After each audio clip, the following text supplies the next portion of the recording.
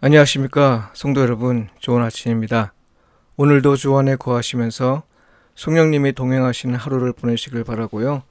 모든 일에서 하나님과 이웃에게 참사랑으로 반응하며 사시길 축복하며 기도합니다. 오늘 묵상 본문은 에스겔 37장 1절로 28절까지의 말씀입니다. 여호와께서 권능으로 내게 임재하시고 그의 영으로 나를 데리고 가서 골짜기 가운데 두셨는데 거기 뼈가 가득하더라. 나를 그 뼈 사방으로 지나가게 하시기로 본즉 그 골짜기 지면에 뼈가 심이 많고 아주 말랐더라. 그가 내게 이르시되 인자야 이 뼈들이 능히 살 수 있겠느냐 하시기로 내가 대답하되 주 여호와여 주께서 아시나이다. 또 내게 이르시되 너는 이 모든 뼈에게 대언하여 이르기를 너희 마른 뼈들아 여호와의 말씀을 들을지어다. 주 여호와께서 이 뼈들에게 이같이 말씀하시기를 내가 생기를 너희에게 들어가게 하리니 너희가 살아나리라. 너희 위에 힘줄을 두고 살을 입히고 가죽으로 덮고 너희 속에 생기를 넣으리니 너희가 살아나리라. 또 내가 여호와인 줄 너희가 알리라 하셨다 하라. 이에 내가 명령을 따라 대언하니 대언할 때에 소리가 나고 움직이며 이 뼈 저 뼈가 들어맞아 뼈들이 서로 연결되더라. 내가 또 보니 그 뼈에 힘줄이 생기고 살이 오르며 그 위에 가죽이 덮이나 그 속에 생기는 없더라. 또 내게 이르시되 인자야 너는 생기를 향하여 대언하라. 생기에게 대언하여 이르기를 주 여호와께서 이같이 말씀하시기를 생기야 사방에서부터 와서 이 죽음을 당한 자에게 불어서 살아나게 하라 하셨다 하라.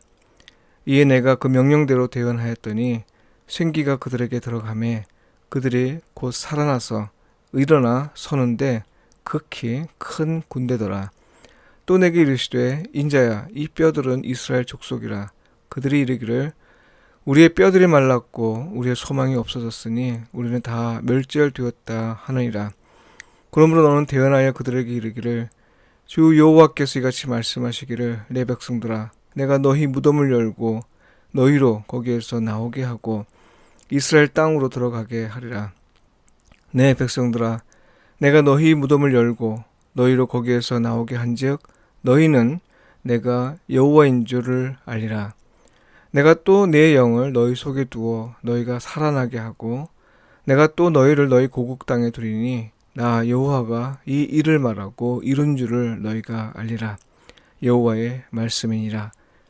여호와의 말씀이 또 내게 임하여 이르시되 인자야 너는 막대기 하나를 가져다가 그 위에 유다와 그짝 이스라엘 자손이라 쓰고 또 다른 막대기 하나를 가지고 그 위에 에브라임의 막대기 곧 요셉과 그짝 이스라엘 온 족속이라 쓰고 그 막대기들을 서로 합하여 하나가 되게 하라.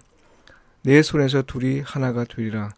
내 민족이 내게 말하여 이르기를 이것이 무슨 뜻인지 우리에게 말하지 아니하겠느냐 하거든 너는 곧 이르기를 주 여호와께서 이같이 말씀하시기를 내가 에브라임의 손에 있는 바 요셉과 그짝 이스라엘 지파들의 막대기를 가져다가 유다의 막대기에 붙여서 한 막대기가 되게 한즉 내 손에서 하나가 되리라 하셨다 하고 너는 그 글 쓴 막대기들을 무리의 눈앞에서 손에 잡고 그들에게 이르기를 주 여호와께서 이같이 말씀하시기를 내가 이스라엘 자손을 잡혀간 여러 나라에서 인도하며 그 사방에서 모아서 그 고국 땅으로 돌아가게 하고 그 땅 이스라엘 모든 산에서 그들이 한 나라를 이루어서 한 임금이 모두 다스리게 하리니 그들이 다시는 두 민족이 되지 아니하며 두 나라로 나누이지 아니할지라.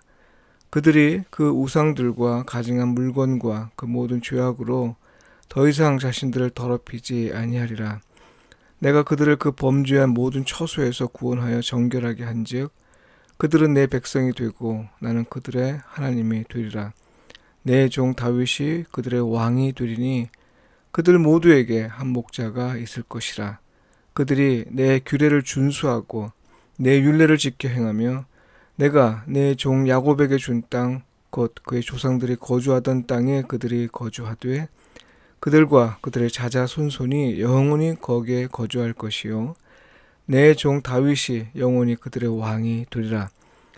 내가 그들과 화평의 언약을 세워서 영원한 언약이 되게 하고 또 그들을 견고하게 번성하게 하며 내 성소를 그 가운데 세워서 영원히 이르게 하리니 내 처소가 그들 가운데 있을 것이며 나는 그들의 하나님이 되고 그들은 내 백성이 되리라. 내 성소가 영원토록 그들 가운데 있으리니 내가 이스라엘을 거룩하게 하는 여호와인 줄을 열국이 알리라 하셨다 하라. 이는 주님의 말씀입니다. 아멘. 그리스도인은 어떤 상황에서도 절망하지 않습니다. 이 제목으로 말씀을 묵상하겠습니다. 그리스도인은 어떤 상황에서도 절망해서는 안 됩니다. 그리스도인이라고 하면서 절망하는 사람이 있기에 부득이 당위적인 표현을 사용했습니다. 그러나 사실 그리스도인은 절망하지 않습니다. 이런 표현이 옳습니다. 그 이유는 무엇인가요? 오늘 본문은 그 이유를 보여주고 있는데요. 그 장면이 너무 생생해서 창조의 현장을 직접 눈으로 보는 것 같습니다. 한마디로 말해서 놀랍습니다. 아마도 성경 본문을 읽은 분이라면 누구나 굳이 설명하지 않아도 이 말씀이 무엇을 의미하는지 분명하게 느낄 겁니다. 에스겔 37장은 이스라엘의 회복을 말하고 있습니다.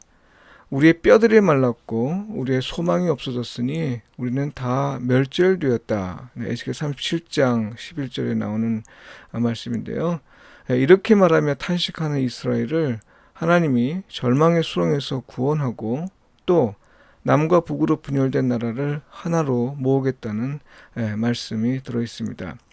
근데 여러분, 사실 이 글의 백미는 나라의 회복과 통일이 아니라 그 뒤에 나오는 건데요. 하나님이 그 나라를 당신의 거처로 삼으시겠다는 선언입니다. 회복과 통일이 이스라엘을 위한 엄청난 사건이긴 하지만요. 엄밀히 말해서 그건 하나님이 그 안에 거하시기 위한 준비에 불과합니다.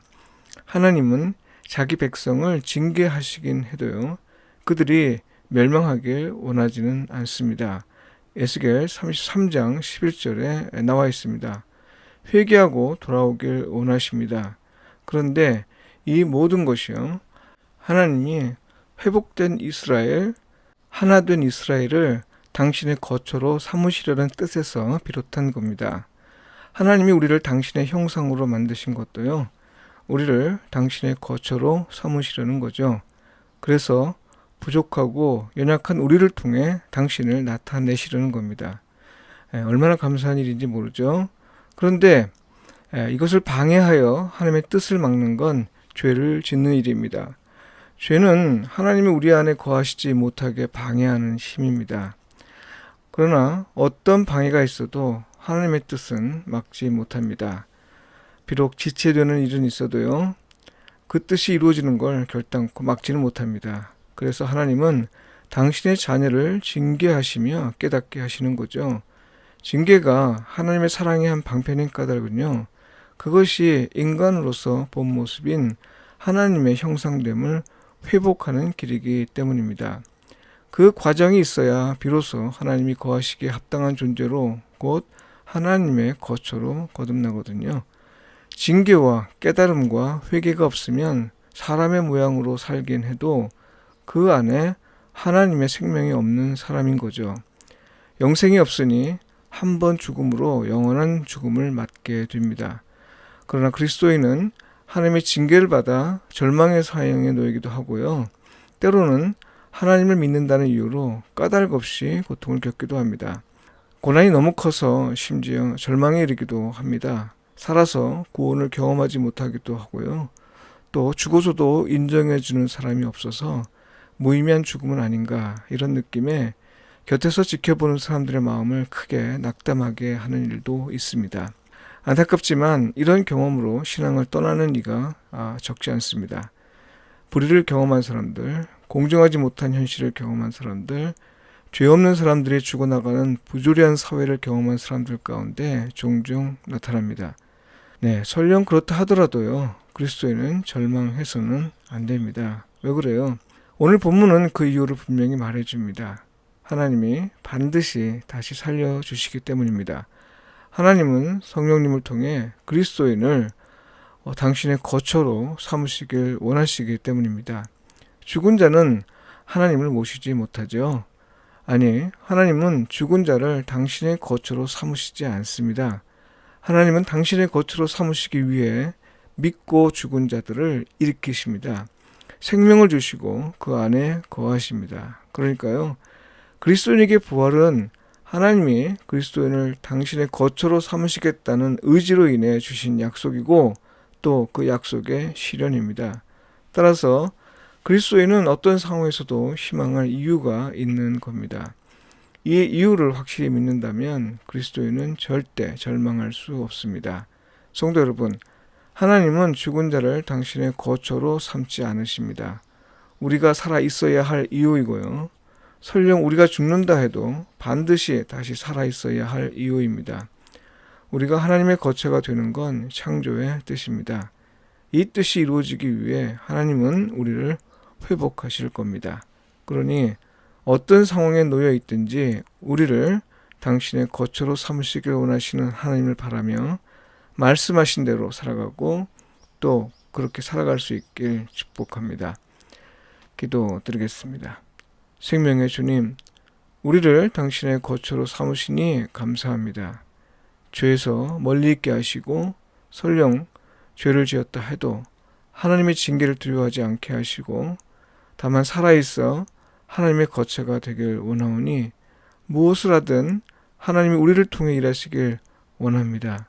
우리를 회복하고 거룩하게 하시고 어떤 상황에서도 하나님을 신뢰하며 희망을 잃지 않게 하소서. 아멘.